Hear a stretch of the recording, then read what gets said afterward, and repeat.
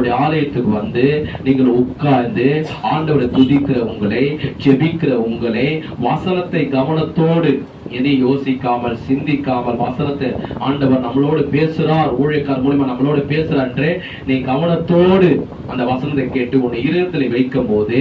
உன் வாழ்க்கையில வருகிற அந்த தூசி போல, கவனிங்க, நிமிர்ந்து உட்காருங்க, முகத்தை பாருங்க, தூசி போல உன் வாழ்க்கையில வருகிற உலக வாழ்க்கை, மாம்ச வாழ்க்கை, பாவ வாழ்க்கை, உலக பிரமாண மாம்ச எண்ணங்கள் எல்லாவற்றையும் ஆண்டவர் என்ன பண்ணுவாரா, அவருடைய வசனத்தை நீ கேட்கும் போது, அதை நீ படிக்கும் போது, இப்ப உட்காந்து எப்படி வசனத்தை கேட்கறீங்க, இந்த யூடியூப் மூலமா எப்படி வசனத்தை கேட்கறீங்க, பைபிளை நீ படிக்கும் போது, வசனத்தை நீ தியானிக்கும் போது, உன் மனதில, உன் சிந்தனையில, உன் இதயத்துல இருக்கிற எல்லா அசுத்தங்களையும், எல்லா உலக காரியங்களும், எல்லா மாம்ச காரியங்களும், எல்லா பாவ வாழ்க்கை